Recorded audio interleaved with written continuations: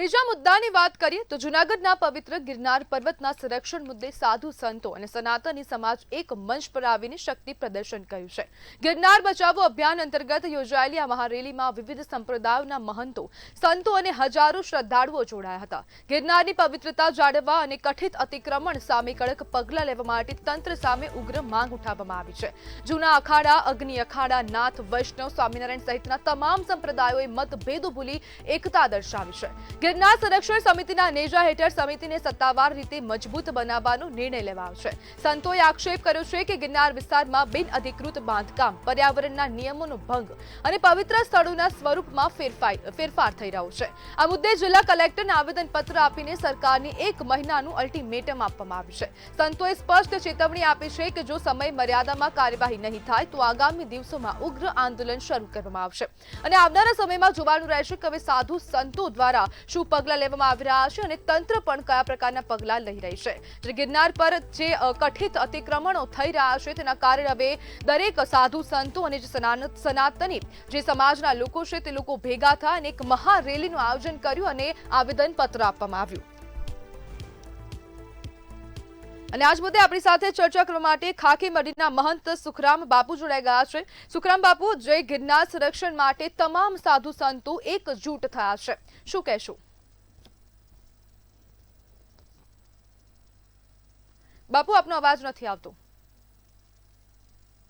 સૌથી પહેલે તો હું આપનો આભાર માનું છું કે આપે આ મુદ્દા ઉપર જે ડિબેટ રાખ્યા છો એના માટે આપના ખૂબ ખૂબ આભાર।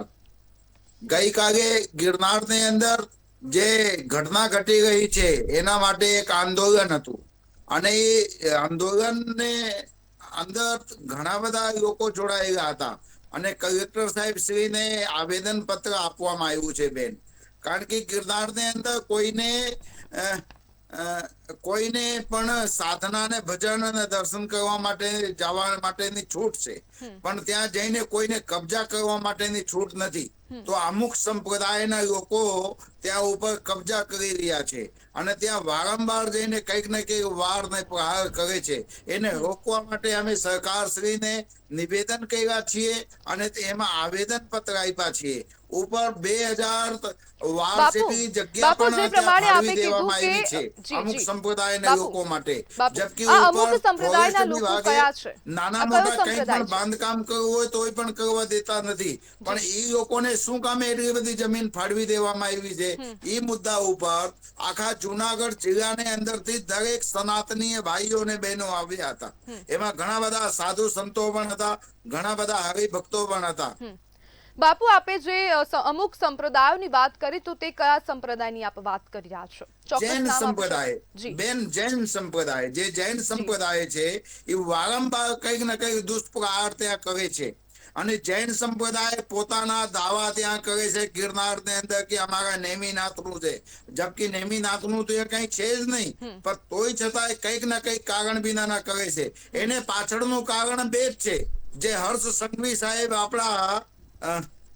આપણા ઉપમુખ્યમંત્રી છે અને તોય છતાં એમ આવી રીતે ઘટના વારંવાર ઘટતી રહી છે।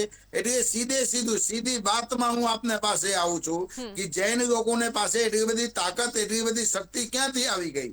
કારણ કે ઉપર એ લોકોના મિનિસ્ટર, એ લોકોના મંત્રી બેઠા છે, એના માટે આ બધા જોર કરી રહ્યા છે। અને જ્યારે પણ સનાતન ધર્મના ઉપાસકોને કોઈ હેરાન કરે છે ને ત્યારે પરમાત્મા એમને કંઈક ના કંઈક રીતે સબક શીખવાડે છે બેન। બાપુ, આપને શું લાગે છે કે જે તમામ સંપ્રદાયો ભેગા થઈ ગયા છે ત્યારે એકજૂટ છે, તો આ એકતા ક્યાં સુધી દેખાશે? બેન, એકતા તો કાયમી માટે રહી છે। સંપ્રદાય જે આપણા સનાતન ધર્મ છે, સનાતન ધર્મ આદિ અનાદિકાળથી છે। આદિ અનાદિકાળના જે વસ્તુ બનેલા છે એ કોઈ સંપ્રદાયમાં બેચાયેલા નથી, પણ અમુક સંપ્રદાય જે હમણાં નવા બન્યા છે, જેવી રીતે જૈન સંપ્રદાય છે, હવે કારણ વિનાના એ લોકોને વાદ અને વિવાદ ગિરનાર ને ઉપર આવીને કરે છે। અને આપને ચેનલના માધ્યમથી બેન કહી દો કે આપણા સનાતન ધર્મના ઘણા બધા એવા વ્યક્તિઓ છે લોભી અને લાલચુ કે પોતાની જમીન જૈનીઓને બેચવા માટે તૈયાર બેઠા છે।